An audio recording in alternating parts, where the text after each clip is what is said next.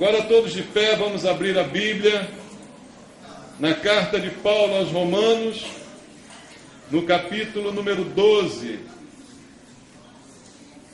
Romanos capítulo 12, vamos ler somente o verso 2.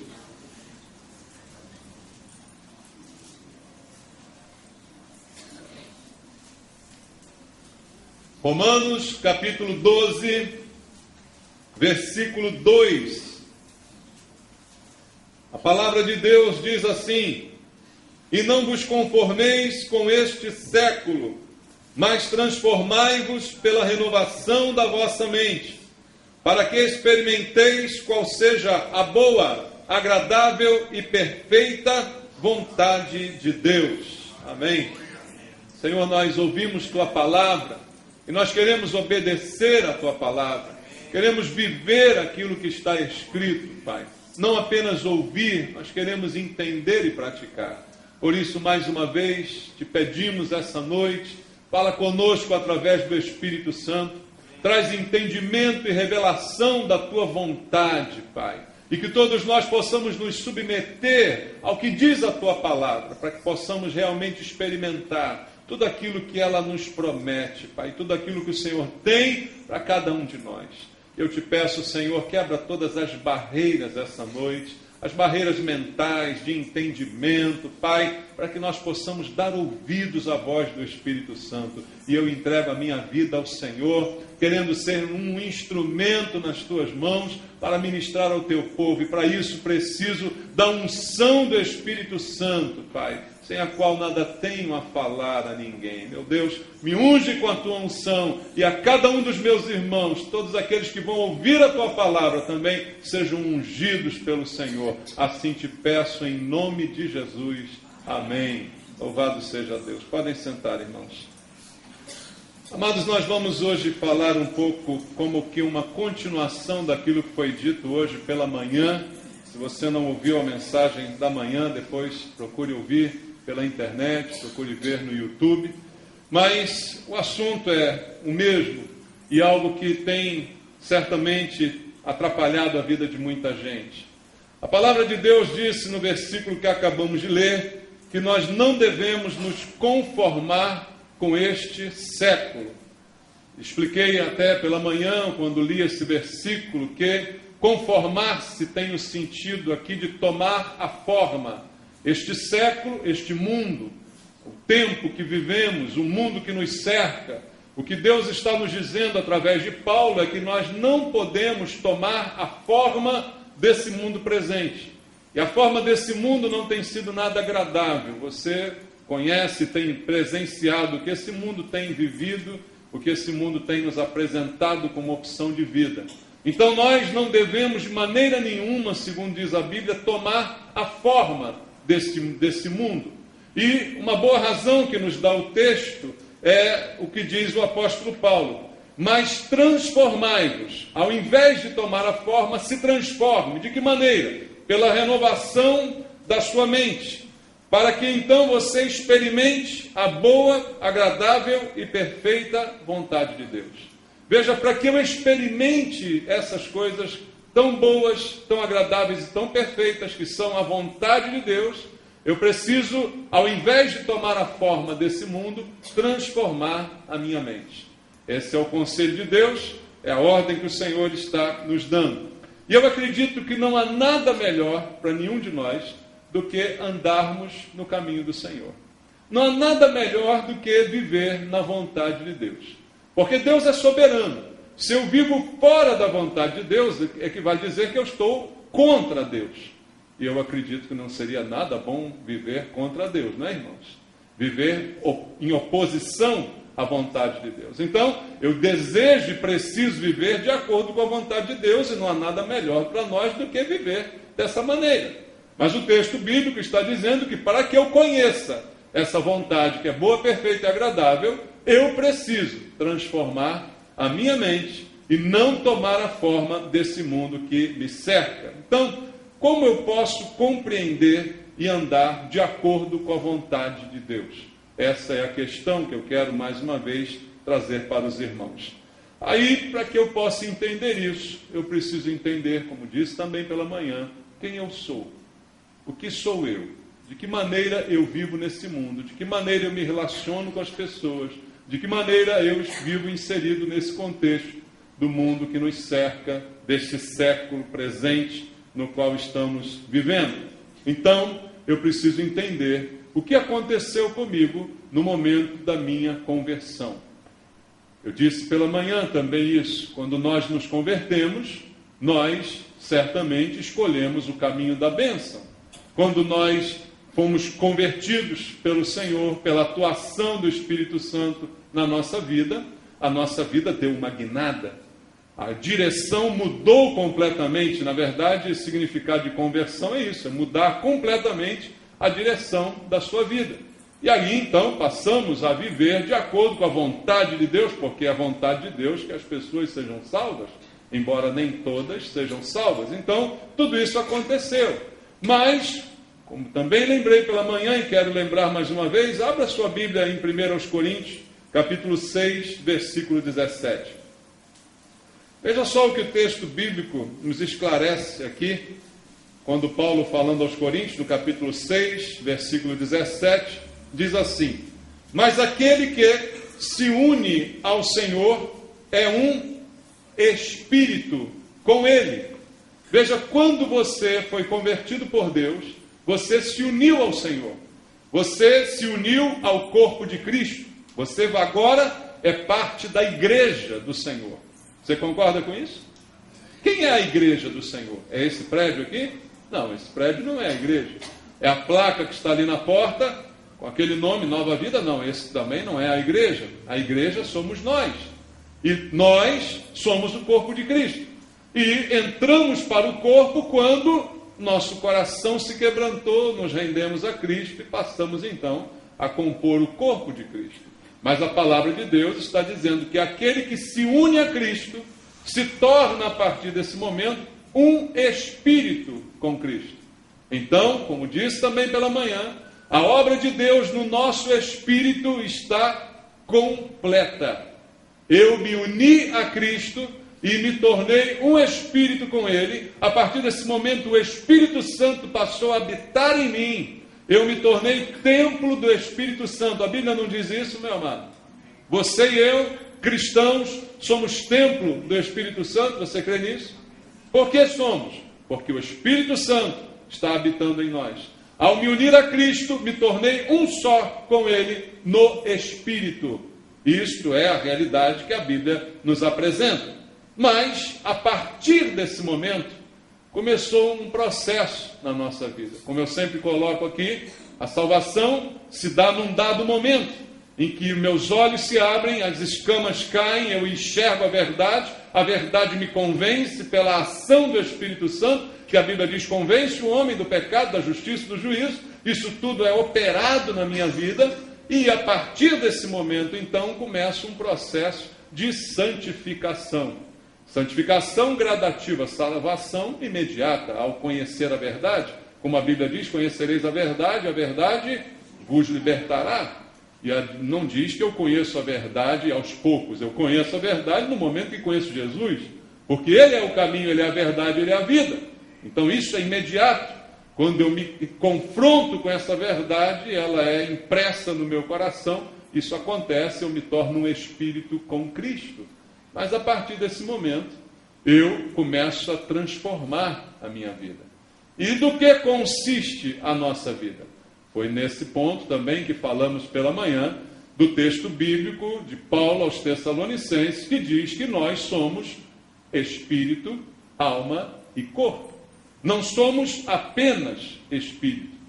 Em espírito me uni a Cristo, mas eu sou espírito, alma e corpo. E aí está o quadrinho que vimos também pela manhã, 1 Tessalonicenses 5:23, compondo aí o nosso ser, o nosso espírito, no qual somos novas criaturas, porque fomos regenerados por Deus, o nosso corpo que não se converte, que é o velho homem, a carne que sempre penderá para a carne, que não experimenta a conversão, e por causa disso, quando você morrer, ela vai virar pó.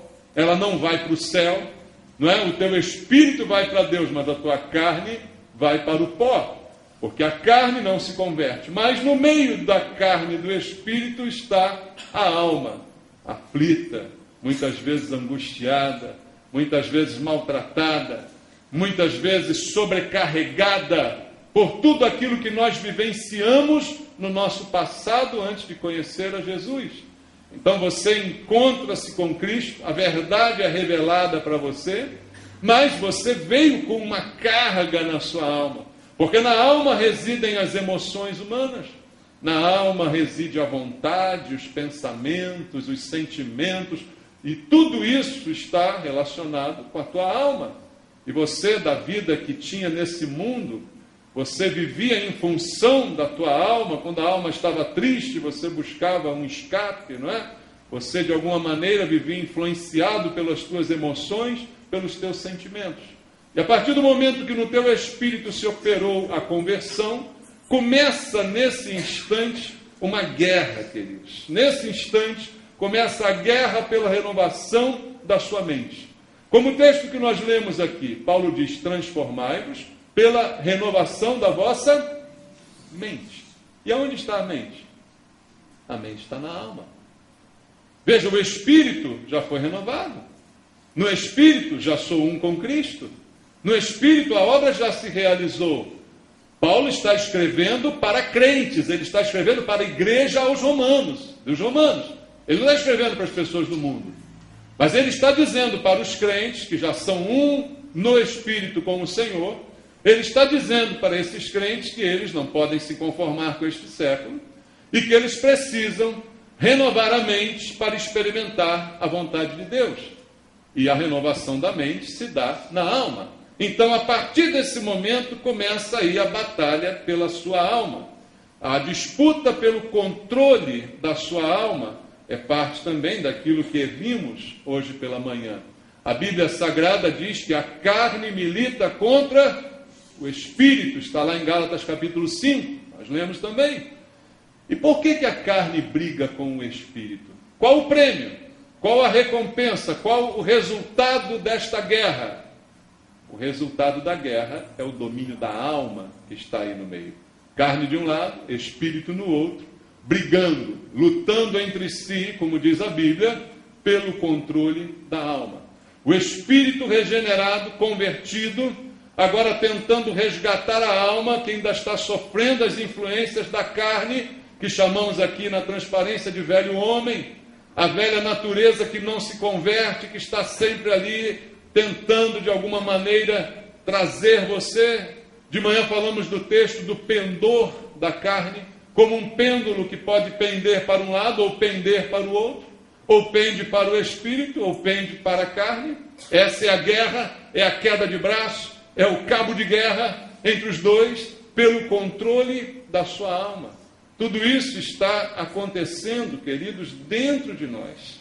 E, certamente, essa briga não se dá sem a participação de Satanás. O inimigo de Deus é o inimigo do homem, que odeia certamente o homem. E todo homem, antes de estar com Cristo, estava com o diabo. Isso é um conceito também que a Bíblia nos apresenta claramente. Não há ninguém que seja neutro. A Bíblia não dá uma opção intermediária. A Bíblia diz: ou estamos com Cristo ou estamos com o diabo. Ou ajuntamos com ele ou espalhamos. Ou somos por ele ou somos contra ele, como ele mesmo ensinou. Então não há um estágio intermediário de neutralidade. Estamos em trevas ou estamos na luz. Mas fomos tirados das trevas para a luz ao nos converter. E Satanás não gostou de nos perder. Você acha que ele gostou? Você era dele. Era filho dele. E agora decidiu ser filho de Deus. Você acha que ele gostou dessa perda? Claro que não. Então ele também, com suas armas, tenta agora influenciar de toda maneira a tua carne, que pertencia a ele, que era usada por ele, para também controlar a tua alma. Então, Satanás deixou muitas vezes raízes no nosso velho homem. Imagina você, talvez, não sei o testemunho de cada um, não é? Cada um de nós é diferente na sua experiência de vida.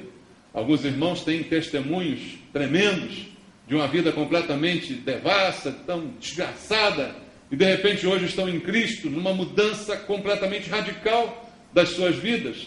Mas certamente todas as experiências do passado, vividas na presença de Satanás, deixaram marcas, deixaram raízes nesse velho homem.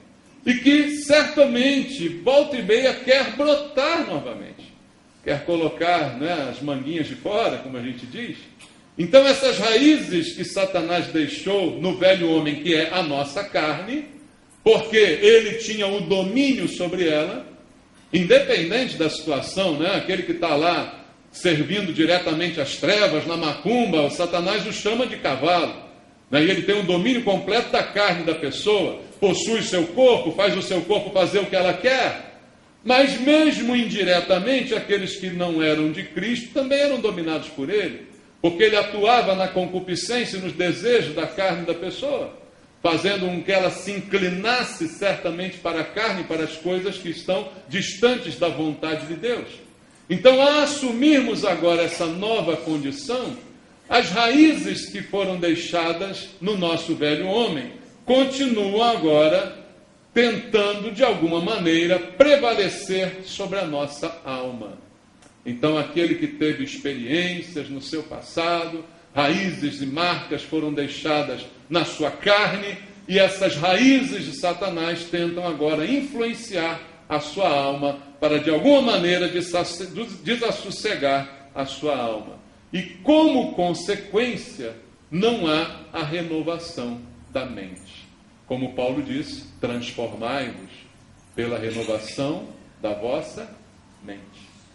Como que eu vou experimentar transformação? Alguém diria, bom, eu me converti, então isso já foi uma transformação. Não, a transformação está apenas começando. Claro que você deixou a morte e veio para a vida, essa é a obra de Cristo, mas Cristo quer fazer mais ainda na sua vida. Ele quer agora te livrar dessas raízes malignas. Ele quer agora que você supere esse velho homem, e que o Espírito no qual você foi ungido por Ele, agora domine sobre a tua alma, trazendo paz à tua mente, ao teu coração. Então essa guerra sempre se estabelecerá. A carne milita contra o Espírito para sempre, irmãos. A Bíblia não tem um prazo de validade para essa batalha. Ela vai ser contínua. Por isso nós vamos lutar contra tentações nesse mundo, enquanto estivermos vivos, até o final. Até o fim, essa batalha vai se realizar. E, como consequência dessas raízes malignas, o que acaba acontecendo muitas vezes é que a renovação da mente é impedida. Porque você vivenciou muitas coisas. É muito comum as pessoas que vivenciaram muitas coisas no passado trazerem essas coisas para o seu presente. E a pessoa muitas vezes ou não se perdoa pelo que fez com o próprio corpo, não é? Ou não consegue esquecer as coisas que praticou, as influências que sofreu, todo o seu pecado lhe vem à tona, tentando de alguma maneira, por obra maligna, impedir a renovação da sua mente. E se não houver renovação da mente, não há transformação de vida, segundo diz o apóstolo Paulo. Transformai-vos pela renovação da vossa mente. Então Satanás, que perdeu a batalha, perdeu você para Cristo, ele agora tenta fazer com que você seja um cristão, mas seja um cristão infeliz. Seja um cristão não transformado. Seja um cristão que tem a forma do mundo. Seja um cristão mundano. É essa a tentativa de Satanás. Satanás não consegue desconverter uma pessoa, mas ele consegue ainda assim atrapalhar a vida de uma pessoa, aprisionar novamente a mente de uma pessoa, porque no espírito a obra foi feita, mas a alma ainda está agora sofrendo a influência da carne, e é isso que ele tem tentado fazer. E como resultado, quando a pessoa não renova a sua mente, como disse Paulo, ela não experimenta a boa, perfeita e agradável vontade de Deus. E como consequência, ela não anda na vontade de Deus. E qual é a consequência de não andar na vontade de Deus? É sofrer. Essa é a consequência. É sofrimento. E é isso que o diabo tem tentado fazer. E essa é a grande luta que nós temos. Andar no caminho do Senhor. E qual é a vontade de Deus para a sua vida, eu posso perguntar? Experimentar essa boa, perfeita e agradável vontade através da renovação da sua mente. Mas que vontade é essa? Pensando claramente, o que significa essa vontade de Deus para a sua vida? Eu posso dizer para você, sem medo de errar, que Deus só tem coisas boas para nós, irmãos. Quem tem coisas ruins é Satanás. Os planos de Deus são planos bons. Há um versículo bíblico em que o Senhor mesmo diz: eu é que sei que pensamentos tenho a vosso respeito. Pensamentos de paz e não de guerra. Os planos de Deus para mim são sempre bons. Deus não tem planos ruins para você. Todos os planos de Deus são bons. Aliás, os planos de Deus são os melhores. Não há plano melhor do que o plano de Deus para a sua vida. Concorda comigo? Mas como eles se cumprirão? Como você experimentará se a tua mente não é renovada? Então, somente planos perfeitos que o Senhor tem para você, mas para que eles se realizem, você precisa conhecer essa boa, perfeita e agradável vontade de Deus. Então, para conhecer, você precisa andar no caminho que Deus traçou para você. Como dissemos pela manhã, fazer a boa escolha. Escolher a vida e não a morte. Escolher a bênção e não a maldição. Esse é o caminho. E como fazer isso? Renovando a sua mente, fortalecendo o seu espírito, para que a batalha pela sua alma seja ganha pelo espírito e não pela carne. Para que a luta seja vencida pelo espírito que já é convertido e não pela carne que jamais se converte. E se eu preciso andar no caminho de Deus, nada melhor do que falar com Deus. Abra sua Bíblia em Salmo 25. Vamos ler o Salmo 25, o versículo 4 e o versículo 5 inicialmente. Diz assim: faze-me, Senhor, conhecer os teus caminhos. Ensina-me as tuas veredas. O que são veredas? Caminhos. Eu quero conhecer o teu caminho, Senhor. Eu quero andar no teu caminho. E o que diz o salmista? Senhor, me faz andar no teu caminho. Versículo 5: guia-me na tua verdade e ensina-me, pois tu és o Deus da minha salvação, em quem eu espero, quando? Todo dia. Veja, o salmista Davi está pedindo ao Senhor: eu quero conhecer o teu caminho, eu quero andar no teu caminho, e eu quero fazer isso todos os dias da minha vida. A maneira de conhecer a vontade de Deus, conhecer o caminho de Deus, é olhando e observando a palavra de Deus, na qual Ele te mostra o caminho, na qual Ele te revela a vontade. O alimento para nós é a palavra, é o verdadeiro alimento, que alimenta o que? A minha barriga? Não, só se eu comer essa Bíblia aqui, vai ficar cheia a minha barriga. Mas o alimento que sai dela alimenta o meu espírito, não o teu corpo. E o espírito alimentado e fortalecido domina sobre a minha mente, sobre as minhas emoções, domina sobre a minha alma. Então não há outra maneira de conhecer esse caminho. Preciso buscar na palavra, preciso pedir a Deus, como fez o salmista Davi, clamando ao Senhor: eu quero, Senhor, me ensina, Senhor. Você quer aprender a viver? Pergunte a Deus, que é o dono da vida. Amém, irmãos? Pergunte a Deus como viver.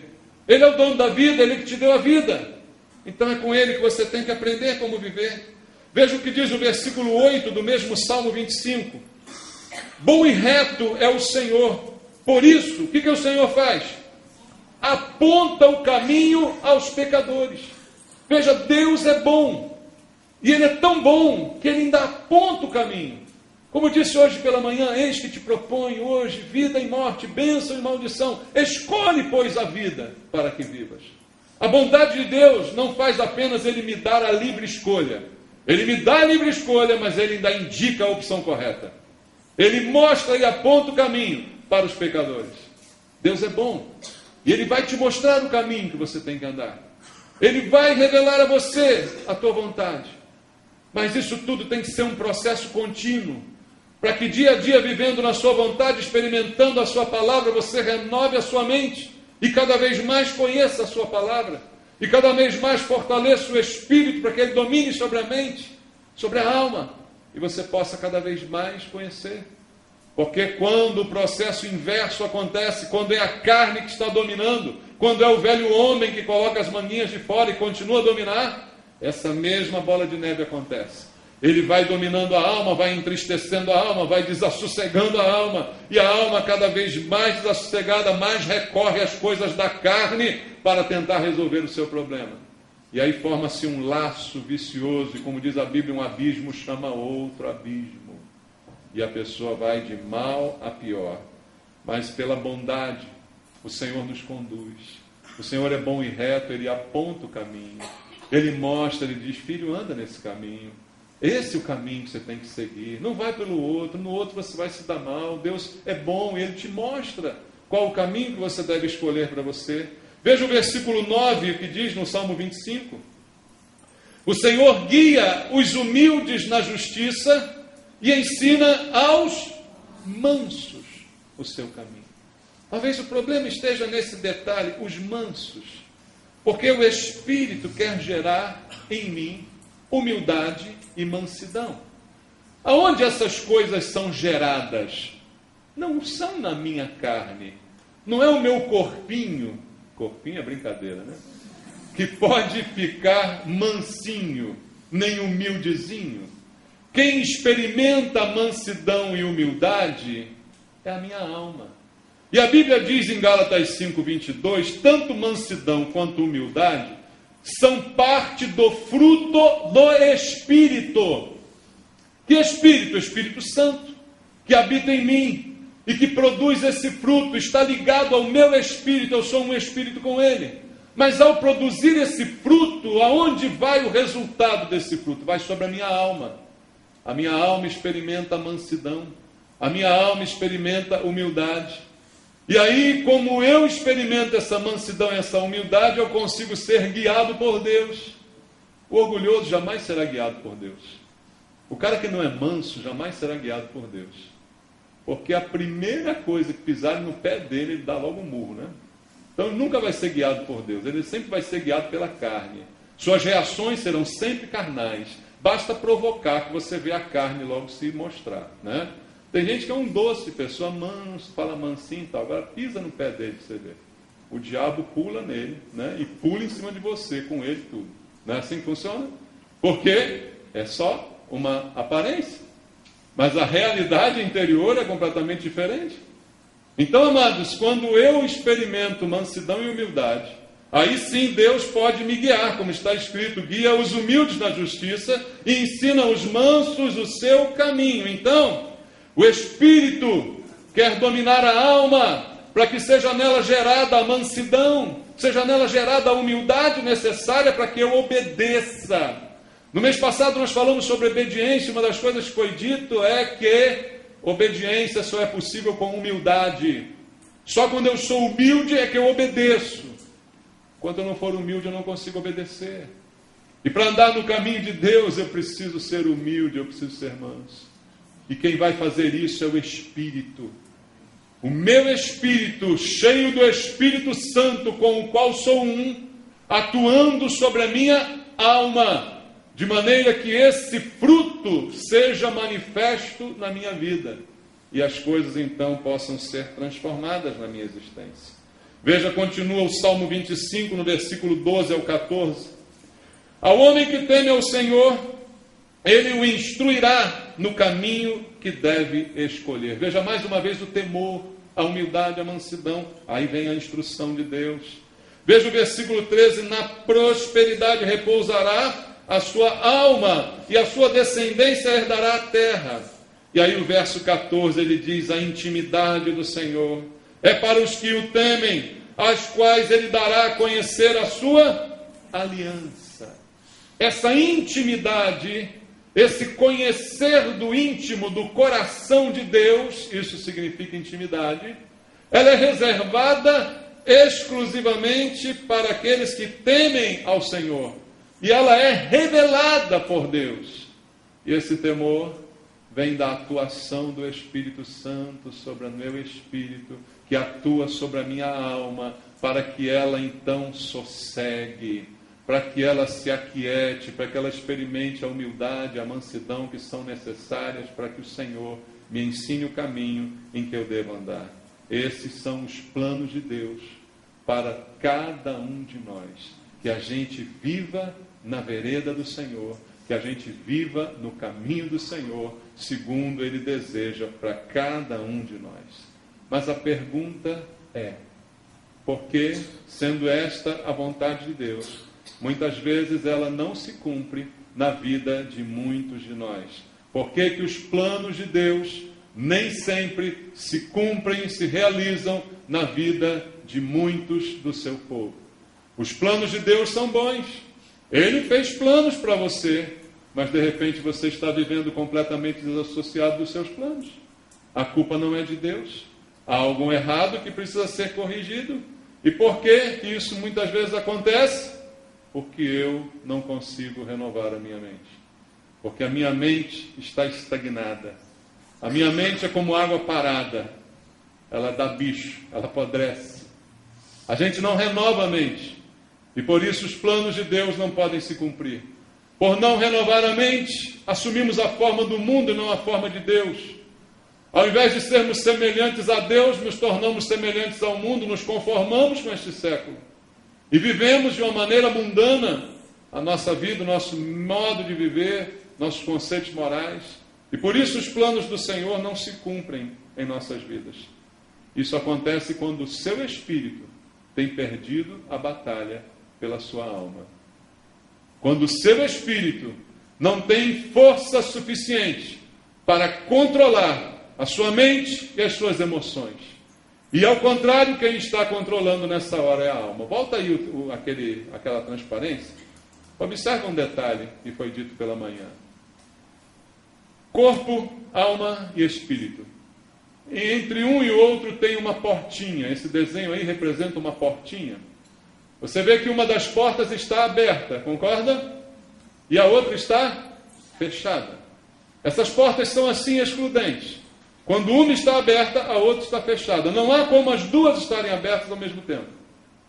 Se eu abrir a porta da carne para a alma, a do espírito para a alma se fecha. Se eu abrir a porta do espírito para a alma, a da carne para a alma automaticamente também se fecha. As duas não conseguem ficar abertas ao mesmo tempo. É como aquele pêndulo que eu falei de manhã. Ou pende para um lado, ou pende para o outro. Não dá para o pêndulo ir para os dois lados ao mesmo tempo. Consegue? Não consegue. Ou o pendor é da carne, ou o pendor é do espírito. Então, abrir essa porta é o grande passo para a vitória. É abrir a porta do espírito para a alma. E fechar ao mesmo tempo a da carne para a alma. É automático. Se eu abro uma, a outra se fecha. Mas se eu abro a outra, essa primeira também se fecha. E o que tem acontecido hoje é que o espírito tem perdido essa batalha. E como ele tem perdido, a porta se fecha e, por consequência, abre-se a outra. E aí quem começa a comandar é a carne. E a carne tem dominado muitas pessoas, muitos de nós, inclusive na igreja. Nossas ações são governadas pela carne, ao invés de serem governadas pelo Espírito. É a carne que nos faz reagir a uma ofensa, não é? É a carne que nos faz vingar, não é? É na carne que tudo isso se opera. E aí agimos uns com os outros de maneira carnal. Por quê? Nesse instante, absolutamente certo, a tua porta do Espírito está fechada. E aí não houve nem luta, porque a carne simplesmente dominou a alma. E a tua mente, as tuas emoções foram geridas, foram governadas pela carne nesse momento. Quando você reage, quando você xinga, quando você faz isso, faz aquilo, quando você peca, quem está governando? É a carne. Que tem desejos, que tem concupiscências, não é? Que tem manias. É a carne que está no comando. E, ao mesmo tempo, a porta do Espírito fica fechada. Então, mesmo você tendo o Espírito de Deus, é capaz de fazer coisas terríveis. Porque a porta simplesmente está fechada. E você, então, não está pendendo para ele, está pendendo para a carne. E o velho homem, toda hora, tenta novamente se manifestar e tomar conta da sua vida. E é isso que tem acontecido. E por causa disso, Aquilo que Deus planejou para você, a vida de alegria e paz, não se cumpre. Não porque Deus tenha falhado, mas porque simplesmente o espírito enfraquecido não conseguiu força suficiente para abrir essa porta. E a carne fortalecida é que tem dominado. Também disse pela manhã que alguns usam a frase, a carne é fraca. Você já ouviu essa frase? É a mais mentirosa de todas as frases. Porque a carne não é fraca coisa nenhuma, a carne é fortíssima. Né? A pessoa diz, eu não consigo parar de fumar. Quem está vencendo? A carne. Se ela fosse fraca, você conseguia, mas ela é tão forte que não consegue. Ela é tão forte que ela domina a tua mente. A tua mente sabe que fumar é ruim, a tua mente sabe que vício é mal, a tua mente sabe os prejuízos que isso causa. Mas a carne é tão forte que ela domina a mente, mesmo contra a mente, contra a razão, ela faz você fazer o que não deve fazer. Essa é a luta. Mas quando o espírito está fortalecido, o espírito sossega a alma. É muito comum as pessoas dizerem, eu bebo para esquecer, eu bebo para me alegrar. Aonde que você esquece ou se alegra? Na alma, na mente. É a mente que lembra, é a mente que sofre, é a mente que quer ficar feliz, é a mente que quer isso tudo. Então, como que a pessoa tenta satisfazer essa necessidade da alma? Dando vazão à carne, e uma começa a alimentar a outra. Carne e mente vão se alimentando mutuamente, até que a porta do Espírito se abra. E aí, nesse momento, o Espírito com o qual você é um como o Espírito de Deus, começa a atuar sobre a sua vida. E começa a trazer paz sobre a sua mente. É o que acontece, você agora convertido, não precisa mais beber para se alegrar. Você já é alegre por natureza transformada por Deus. Você não precisa mais beber para esquecer, porque você não precisa esquecer nada. Porque a tua consciência está limpa, porque teus pecados foram perdoados. Você agora é livre. Você agora não tem problemas na mente, nem nas emoções, nem na alma. Porque o Espírito de Deus, junto com o teu Espírito, estão dominando e assossegando a tua alma aflita, que agora não está mais aflita. Mas essa não tem sido a realidade na vida de muita gente, mesmo na igreja, mesmo cristãos. É muito comum vermos cristãos na igreja, mas ainda com a alma aflita, perturbada, porque a carne ainda tem prevalecido, as raízes que foram deixadas por Satanás, como eu falei aqui no início, ainda estão se fazendo visíveis na vida dessa pessoa. Então, o grande problema que chegamos depois dessa constatação é qual a solução? E é na hora de buscar a solução, porque o problema, o que eu falei aqui, eu acho que não é novidade para você. Talvez seja novidade a maneira como eu falei, mas a luta não é novidade para ninguém. Todos nós aqui lutamos contra o pecado. Porque, como também disse de manhã, a carne gosta de pecar. Gosta ou não gosta? Carne gosta de pecar. Ela não se converte. Tua carne não vai para o céu, meu amado. Bota isso na tua cabeça. A tua carne não vai para o céu. Ela gosta de pecar. Tua carne vai virar pó. A única solução para ela é ser destruída. Esse corpo do pecado tem que ser destruído. É a única solução. Mas, como resolver esse problema? O problema a gente conhece, a luta é diária, a luta é de todos nós. A falha está na tentativa de solução. Por não conhecermos a palavra de Deus, não conhecemos o caminho. Não renovamos a mente, não mudamos o procedimento. E continuamos partindo para receitas de solução fáceis, mas erradas. Continuamos tentando por nós mesmos dar o nosso próprio jeito. E uma única pessoa que pode dar jeito em você é Deus. Amém? A única pessoa que pode dar jeito em nós é o Senhor. E Ele trouxe a nós a sua palavra para nos mostrar o caminho, para nos dar a direção e nos dar a resposta. Diante desse conflito, carne com espírito pelo domínio da alma, você com sua alma aflita, você com a sua alma pendendo para a carne, para o pecado, você que tem se confrontado, diz, eu sou um cristão, mas eu continuo fazendo isso e aquilo, e o diabo está aí, como também disse pela manhã, para apontar o teu erro, para dizer, você não presta, você é isso, você é aquilo, você é crente, mas faz isso, faz aquilo, o diabo é o acusador dos irmãos. Como você vai reagir diante disso tudo? Você conhece o problema, então você tenta soluções. Alguns imaginam que a solução seja se controlar. A pessoa diz assim, tá bom, eu vou agora me controlar. Eu vou me controlar. Todo mundo que já tentou se controlar, já sabe a frustração que isso é. Você não consegue controlar a tua natureza. Você é assim. Você é essa porcaria, entendeu? Você não consegue controlar essa porcaria. Você vai querer controlar o teu gênio? Você está perdido, meu irmão. Não consegue, você consegue controlar por um tempo. Como eu disse, aquela aparência de bom dia, até pisarem no teu pé. Quando pisarem no teu pé, você explode. Você não consegue controlar em todo o tempo. Por mais que você consiga, vou contar até 10. 1, 2, 3, 4. Oh, meu Deus. Aquela vontade, né, de partir para cima, você vai contar. Eu vou tentar. Vai dar certo algumas vezes. Mas vai chegar um momento que não vai dar mais certo. Vai chegar um momento que você vai falhar. E nesse momento você vai sofrer a acusação do diabo. Nesse momento você não vai se perdoar. Poxa, eu não consegui me controlar. É igual dieta, irmão. Dieta é uma tristeza, né? Fala sério. Hein? Eu controlo. Controla a coisa, não controla. É incontrolável, irmãos. E a gente, aí quando come, dá aquele arrependimento. Ai, meu Deus, por que eu comi aquela porcaria? É assim ou não é? E aí vem a culpa.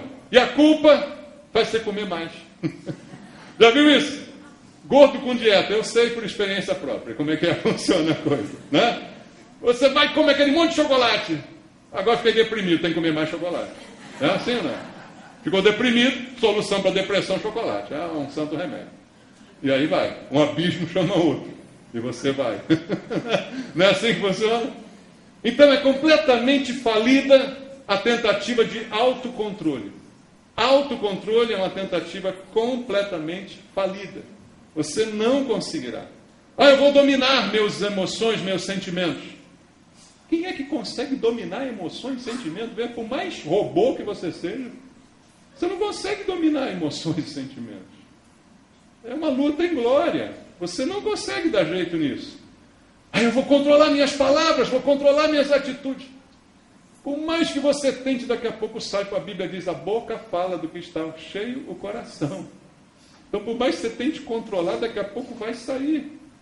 Não, eu sei, eu vou fazer uma semana de jejum e oração. É bom fazer jejum e oração, mas também não é a solução para a sua vida. Você não vai parar de querer pecar por causa de uma semana de jejum e oração. Talvez você queira até mais pecar por causa dessa abstinência. Por isso a Bíblia diz, para os casais, não se separarem. O apóstolo Paulo diz para os casais, não vos priveis um ao outro, salvo talvez por mútuo consentimento, para vos retirar por algum tempo para a oração. E depois disso, juntem-se novamente, para que Satanás não vos tente por causa da incontinência.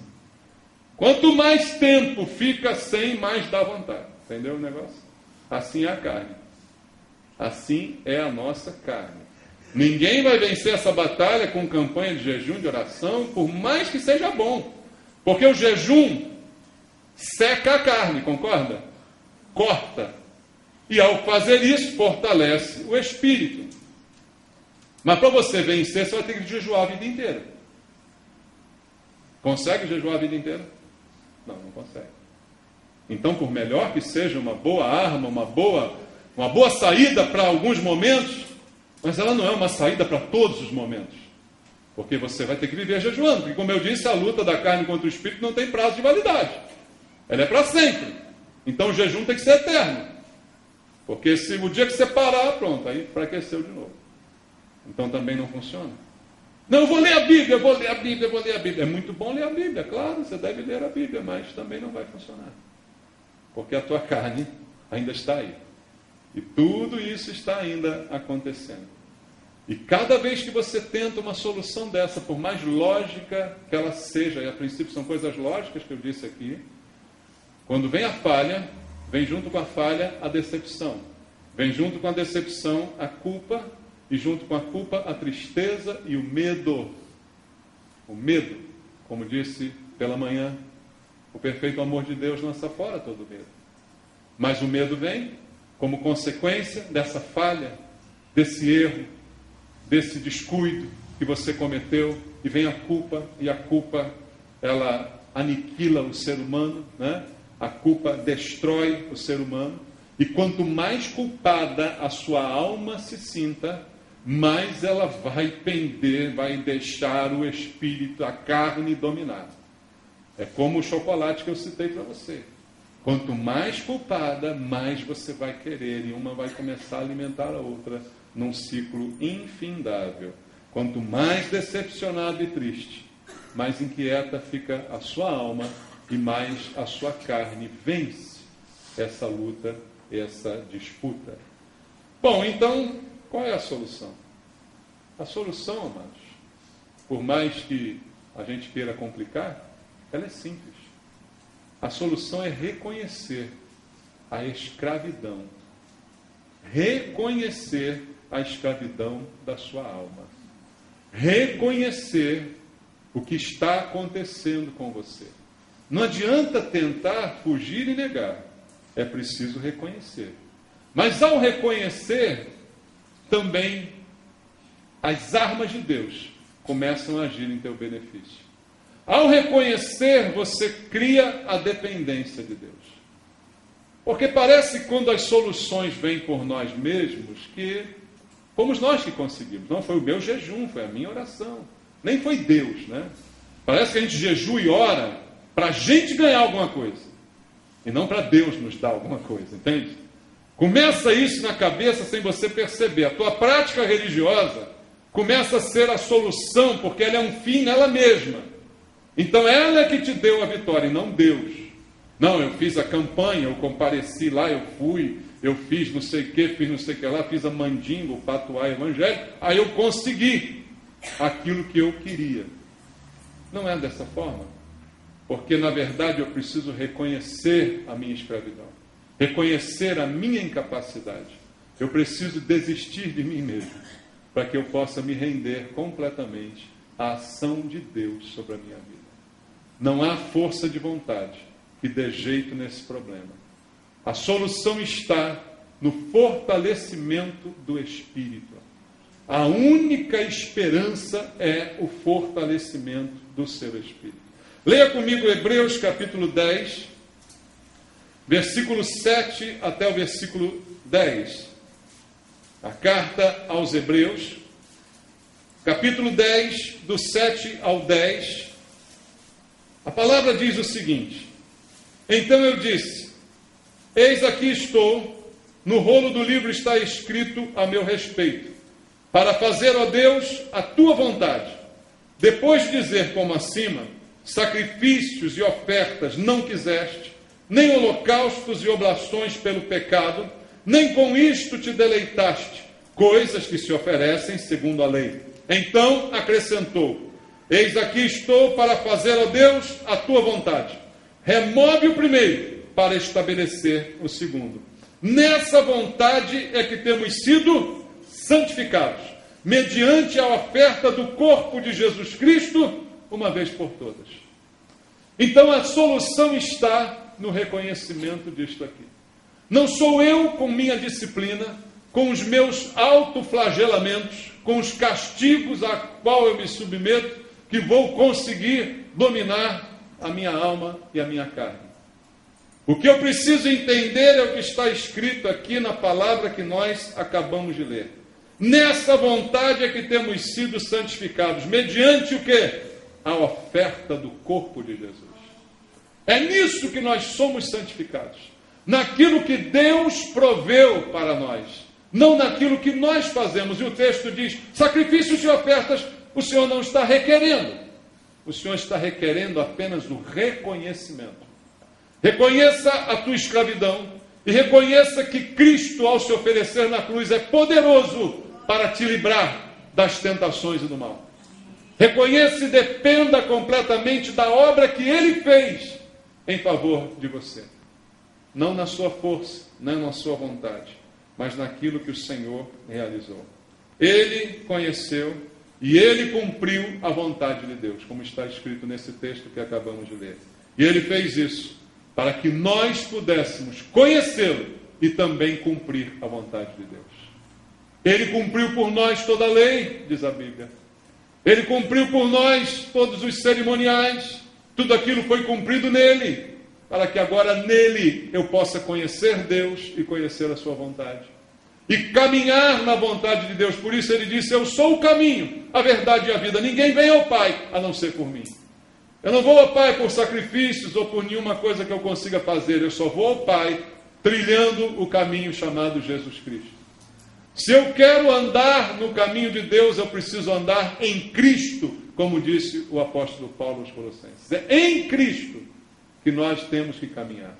É em Cristo que está a nossa vitória contra a carne. É em Cristo que está a nossa vitória contra as tentações. E Cristo está na palavra. É nisso que nós venceremos, observando a palavra de Deus, fortalecendo o nosso espírito, para automaticamente ir vencendo as concupiscências da carne, que tentam dominar e controlar a nossa alma. Então, ao estar você unido em espírito, aquele que se une a Cristo é um espírito com Ele, 1 Coríntios 6,17 que a gente leu, e se isso é verdade, eu digo que você já é santo no espírito. Concorda com isso? No espírito, você já é santo. Agora, na alma, você está em processo de santificação. No espírito, a obra foi feita completamente sobre a sua vida. Então, a partir desse momento, agora viva a verdade na qual você acredita. É uma questão de viver em Cristo.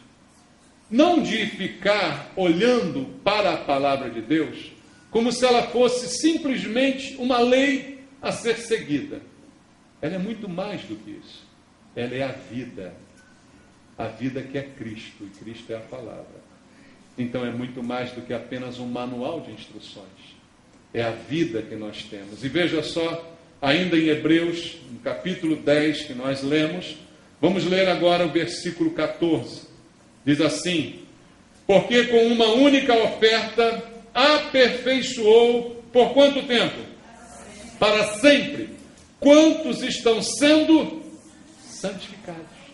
Veja, a Bíblia diz que quando Jesus morreu na cruz, com uma única vez, uma única morte na cruz, uma única oferta, Ele está aperfeiçoando para sempre todos aqueles que estão sendo santificados. Quem que está sendo santificado? Os santos, os cristãos que se renderam a Cristo, iniciaram o processo de santificação. E quem garante a continuidade desse processo não são os meus sacrifícios, nem minhas ofertas, nem minhas disciplinas espirituais.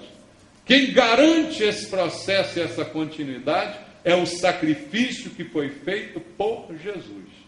Então eu preciso olhar para esta verdade, e esta verdade me libertar, e alimentar o meu espírito para que ele possa dominar sobre a minha alma. Então não olhe para a palavra de Deus apenas como uma lei no seu coração. Olhe para o que ele fez por você e está descrito na palavra.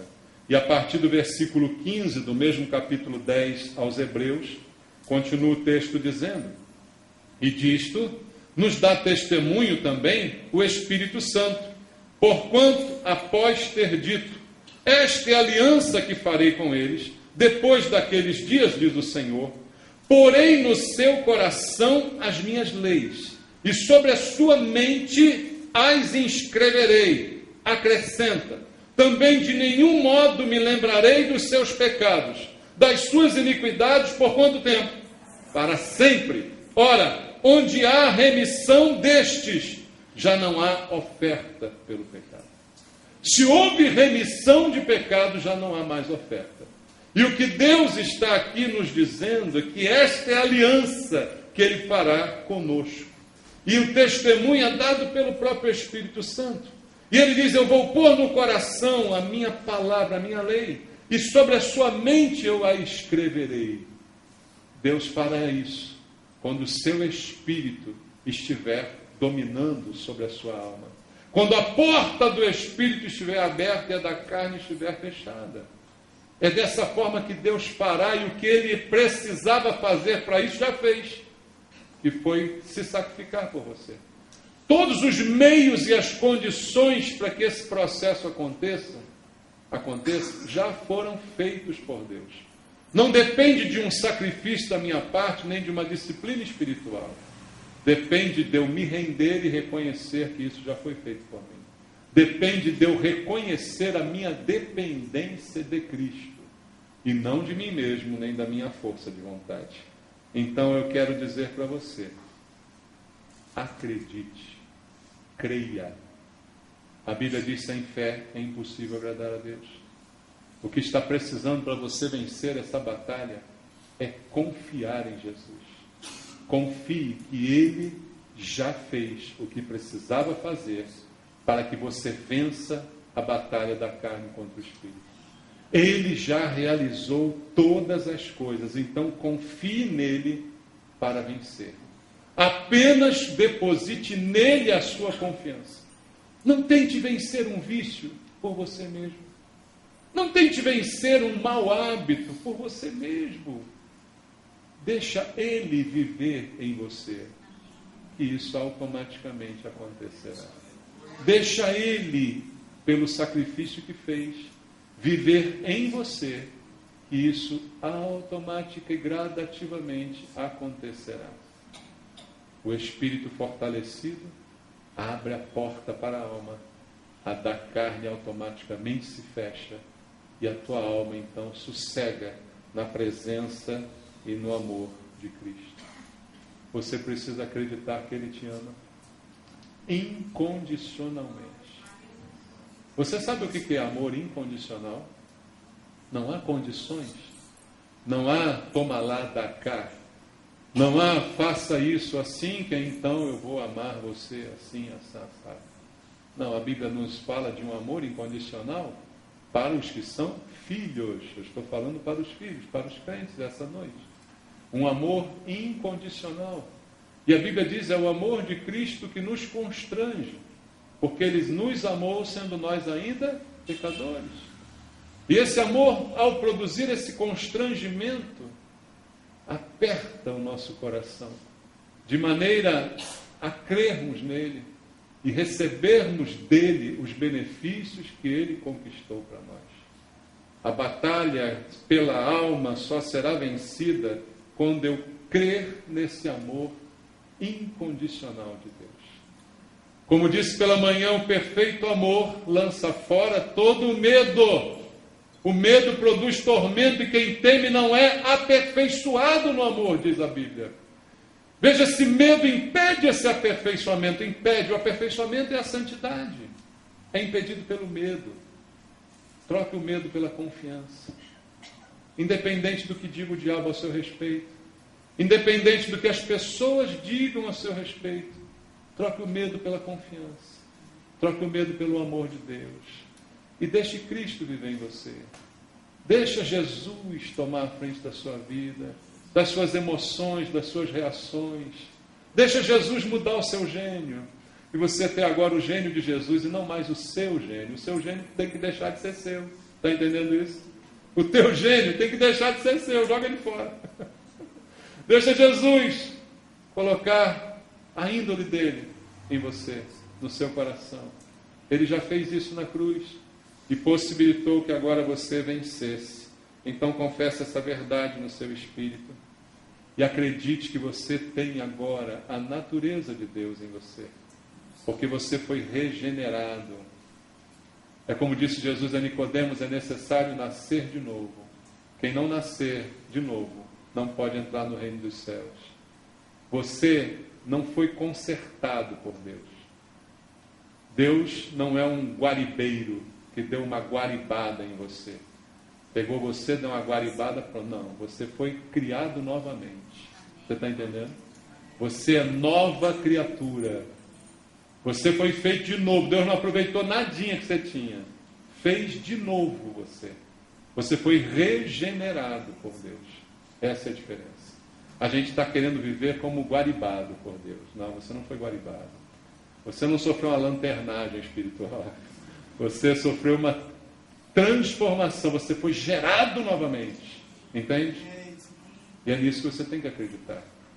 Não há esperança de vencer se não for confiando nisso, de que agora você tem a natureza de Deus.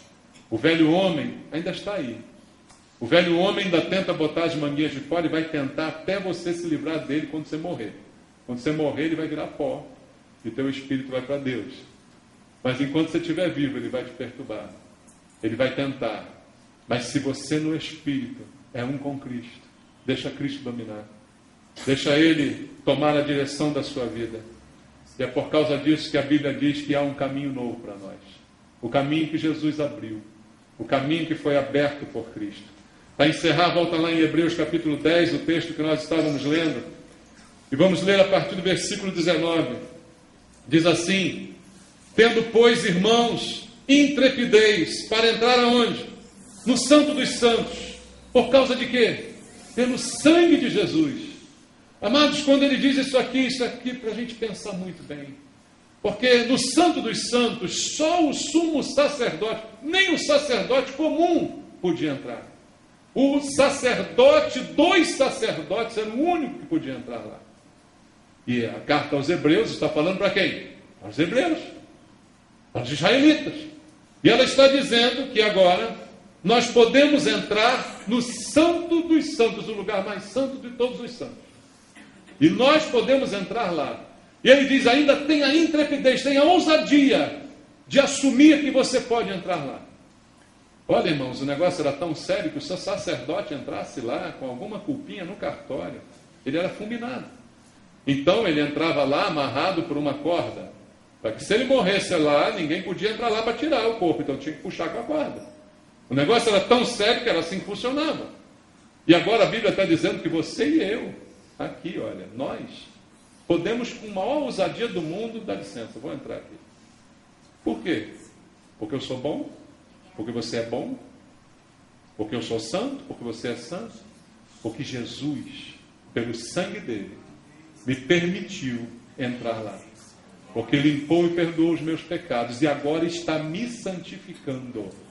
Está nesse momento santificando você. Então diz, pode entrar com intrepidez. Pelo novo e vivo caminho que ele nos consagrou pelo véu, isto é, pela sua carne. É um novo caminho. O caminho é Jesus. O caminho que você andava antes era um caminho de morte, de pecado, de destruição, de alma inquieta, de dores na alma que te fazia com o corpo fazer coisas terríveis. Agora você tem um novo e vivo caminho. E tem também o verso 21, um grande sacerdote sobre a casa de Deus. E ele diz, aproximemo-nos com sincero coração e em plena o que, irmãos?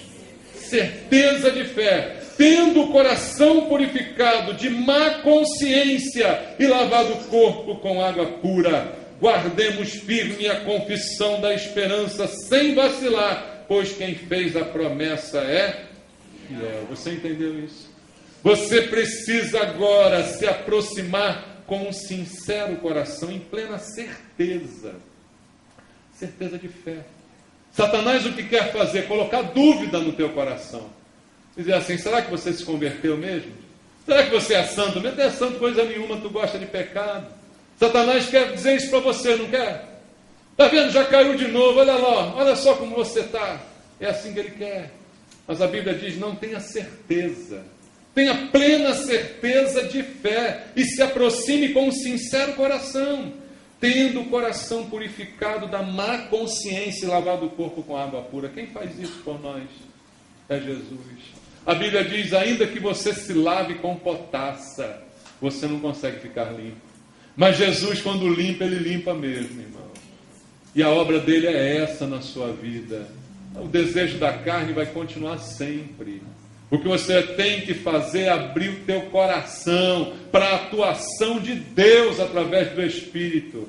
Coração, alma, mente. Abra sua mente, abra a porta que dá para o Espírito, para que ele atue e a da carne seja automaticamente fechada.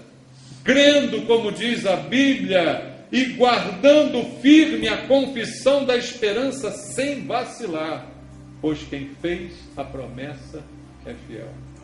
A gente faz promessa que às vezes a gente não cumpre, mas o nosso Deus é fiel, e a promessa que ele fez, ele cumprirá. E aquilo que Ele já fez por nós já se cumpriu na nossa vida. Para vencer e andar no caminho de Deus, renove a sua mente. Renove a sua mente. Transforme a sua vida pela renovação da mente, através da ação do Espírito de Deus sobre o teu espírito, influenciando a tua alma, trazendo paz e sossego ao teu coração. Descansa na presença do Senhor e creia naquilo que Ele fez por você. Amém? Que Deus te abençoe, em nome de Jesus. Vamos louvar?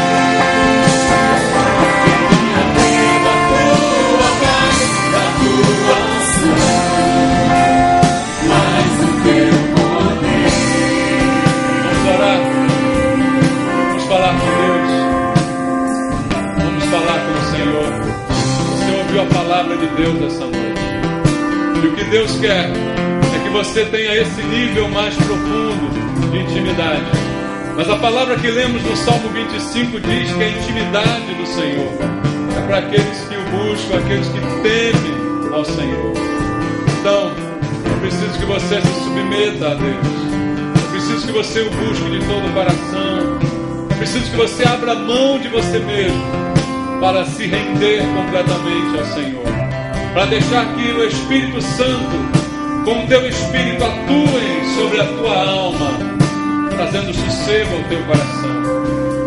Essa noite eu quero fazer uma oração por você, meu irmão, minha irmã. Você que está um pouco desassossegado, você que está buscando um pouco mais de intimidade com o Senhor, você que sente essa necessidade de ter essa ajuda do Senhor para vencer as lutas e as tentações.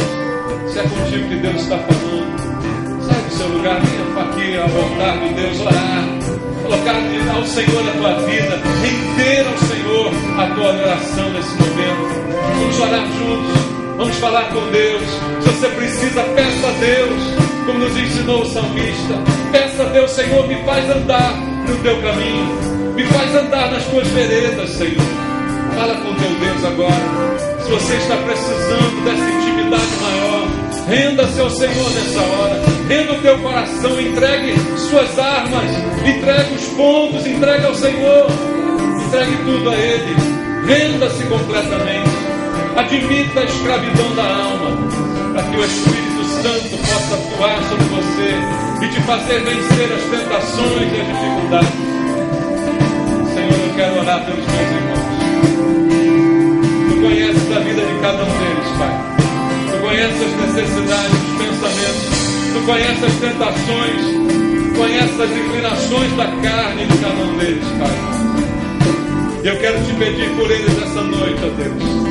Venha, ó Deus, fazer essa obra maravilhosa de convencimento, Pai, para que venha a certeza de fé, porque a obra principal o Senhor já fez. O Senhor já morreu na cruz por eles. O sangue já foi derramado, para que eles tenham agora ousadia e intrepidez de entrar no Santo dos Santos e serem santos como o Senhor deseja. Vencerem as tentações e as lutas dia a dia, fechando a porta para a carne, não cedendo às concupiscências da carne, não inclinando-se para a carne, mas sim voltando-se para o Espírito. Pai, em nome de Jesus, toca nos teus filhos aqui, Senhor. Toca em cada um deles, ajuda-os a vencer. Convence esses corações da verdade, Pai, daquilo que já foi feito por eles, para que eles possam simplesmente viver o que a tua palavra diz que já foi realizado. Não há mais nada a ser feito, já foi feito, Senhor. Precisa apenas agora ser vivido no caminho do Senhor, contra a tentação e contra a carne, no poder do Espírito Santo. Eu abençoo os teus filhos, Pai, em nome de Jesus. Deus abençoe você, Deus fortaleça você, em nome de Jesus.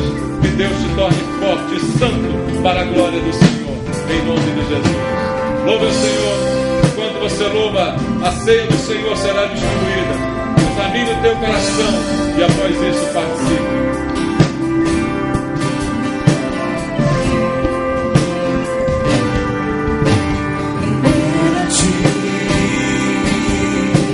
Adoração e derramar pelo Senhor é o que meu coração deseja toda manhã. Te imaginar inspirar pra te dizer: estou apaixonado cada vez mais por ti. Senhor, tu és incomparável, teu nome é maravilhoso.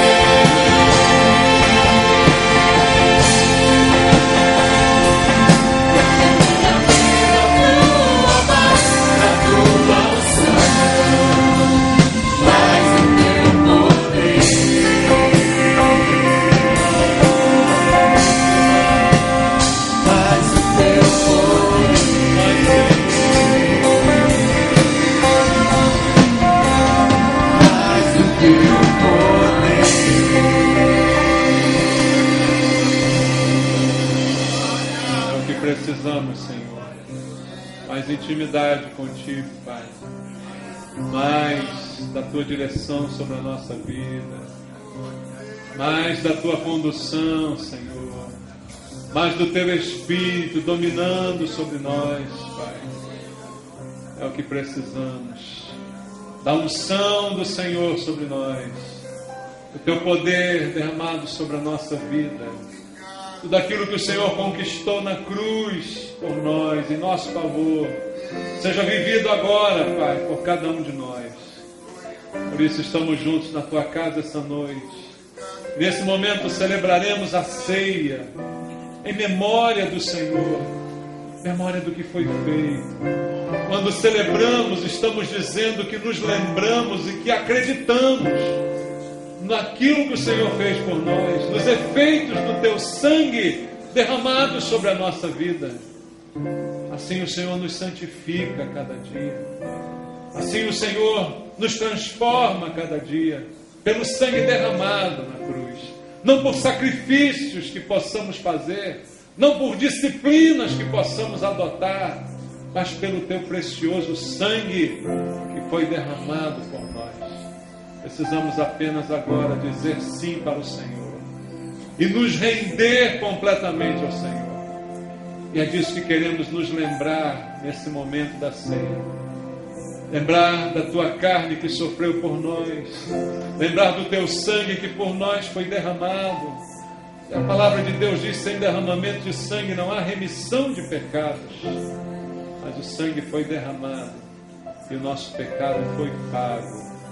Já não resta sacrifício pelo pecado, como diz o texto que lemos aqui, Senhor, porque o sangue foi uma vez por todas derramado por nós. Não há mais sacrifícios por nós. Agora o que precisamos é receber o que já foi feito. E é o que estamos aqui fazendo, Pai. Ao celebrar a ceia, estamos dizendo, nos lembramos, recebemos, acreditamos, confiamos que esse corpo sofreu e não foi em vão, que esse sangue foi derramado e não foi em vão. Obrigado pelo pão que partimos, Senhor, pelo que ele representa, pelo que foi feito por nós e não foi em vão. Nós somos a prova do Teu sucesso, Pai. E é isso que queremos dizer ao Senhor essa noite, recebendo o pão que partimos, que nos lembra do que foi feito pelo Senhor. Obrigado é o que te dizemos, Pai, e participamos em nome de Jesus. Amém. Participemos do pão.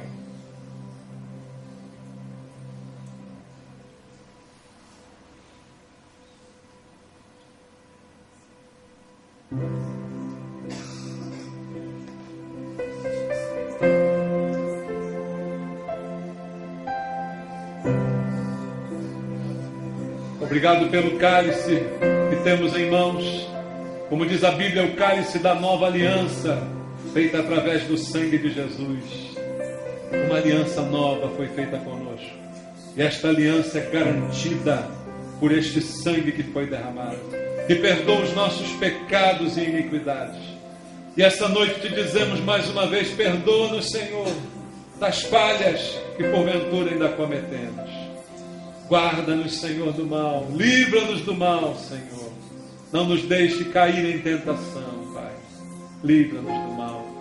Te agradecemos pelo milagre da nossa salvação. Obrigado pela nossa santificação. Em nome de Jesus, participemos do cálice. Glória a Deus. Glória a Deus. Te louvamos, Senhor. Te louvamos, Pai.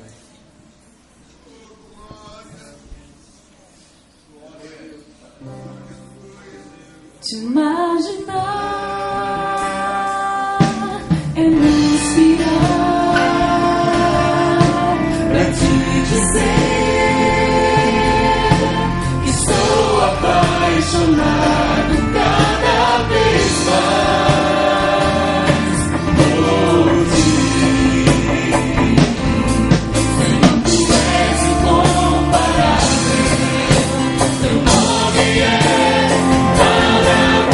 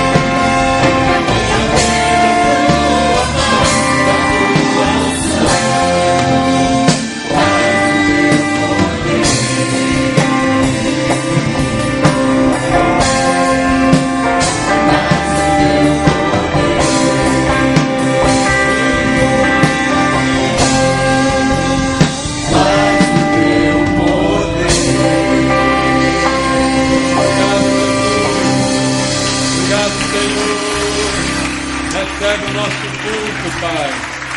Glória ao nome de Jesus. Aleluia. Deixa Ele viver em você. Amém? Deixa Ele tomar a direção da sua vida. Tirar o teu gênio, te dar o dele. Vivendo assim como o Senhor deseja. Seja a nossa vida até a sua volta. Amém? Glória a Deus.